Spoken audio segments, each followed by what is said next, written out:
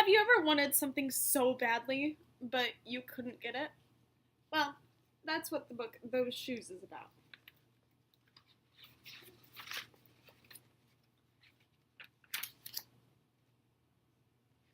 Those shoes. I have dreams about those shoes. Black high tops, 2 white stripes. Grandma, I want them. There's no room for want around here, just need, Grandma says. And what you need are a new pair of boots for winter. Why do you think there's no room for want around their house? Brandon T comes to school in those shoes. He says he's the fastest runner now, not me. I was always the fastest runner before those shoes came along. Nate comes to school in those shoes. Antonio and I count how many times Nate goes to the bathroom.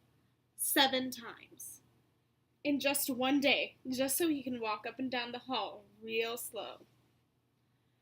Next, Alan, Jacoby, and Terrence each get a pair. Then, one day, in the middle of kickball, one of my shoes comes apart. Looks like you could use a new pair, Jeremy, Mr. Alfrey, the guidance counselor, says. He brings out a box of shoes and other things he has for kids who need things. He helps me find the only shoes in my size, Velcro, like the one my little cousin Marshall wears. They have an animal on them from a cartoon I don't think any kid has ever watched. How do you think Jeremy is feeling about these shoes he just got from Mr. Alfrey? When I come back to the classroom, Alan Jacoby takes one look at my Mr. Alfrey shoes and laughs, and so do Terrence, Brandon T, and everybody else. The only kid who isn't laughing is Antonio Parker. At home, Grandma says, "How kind of Mr. Alfrey." I nod and turn my back. I'm not going to cry about any dumb shoes. But when I'm writing my spelling words later, every word looks like the word shoes. And my grip is so tight on my pencil, I think it might bust. On Saturday, Grandma says, "Let's check out those shoes you're wanting so much. I got a little bit of money set aside. Might be enough. You never know." At the shoe store, Grandma turns those shoes over so she can check the price. When she sees it, she sits down heavy. "Maybe they wrote it down wrong," I say. Grandma shakes her head. Then, I remember the thrift shops. What if there's a rich kid who outgrew his, or got 2 pairs for Christmas and had to give one away? We ride the bus to the first thrift shop. Black cowboy boots, pink slippers, sandals, high heels, every kind of shoes, except the ones I want. We ride the bus to the second thrift shop. Not a pair of those shoes in sight. Around the corner is the third thrift shop. I see something in the window. What do you think he sees in the window? Black shoes with 2 white stripes. High tops. Perfect shape. $2.50. Those shoes! My heart is pounding as I take off my shoes and hitch up my baggy socks. "How exciting," says Grandma. "What size are they?" I shove my foot into the first shoe, curling my toes to get my heel in. I don't know, but I think they fit. Grandma kneels on the floor and feels for my toes on the end of the shoe. "Oh, Jeremy," she says, "I can't spend good money on shoes that don't fit." I put the other shoe on and try to walk around. "They're okay," I say, holding my breath and praying that my toes will fall off right then and there. But my toes don't fall off.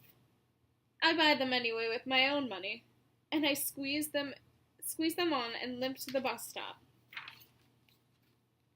At home, a few days later, Grandma puts a new pair of snow boots in my closet and doesn't say a word about my 2 big feet shuffling around in my 2 small shoes. "Sometimes shoes stretch," I say. Grandma gives me a hug. "Do you think the shoes are going to stretch?"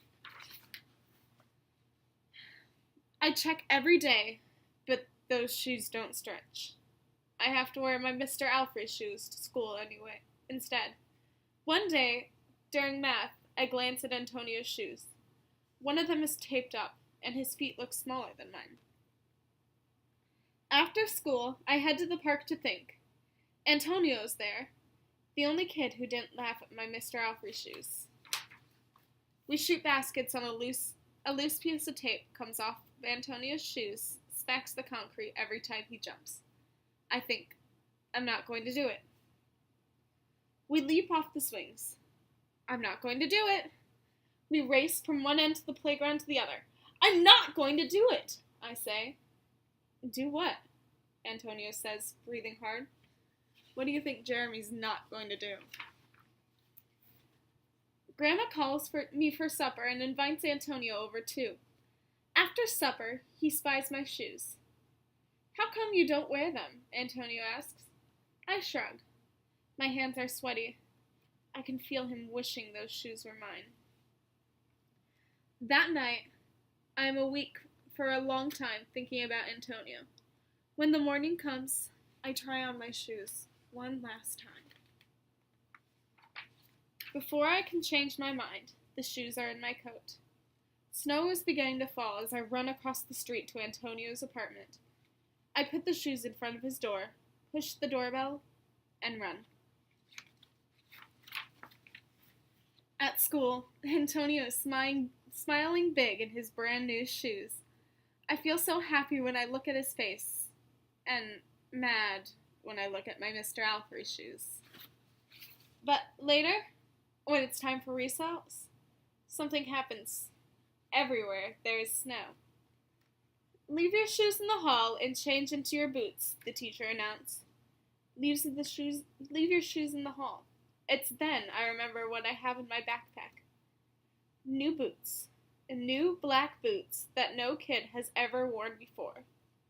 Standing in line to go to the recess, Antonio leans forward and says, "Thanks." I smile and give him a nudge. Let's race. So this story kind of shows how kindness can really help you get further than just having what everyone wants.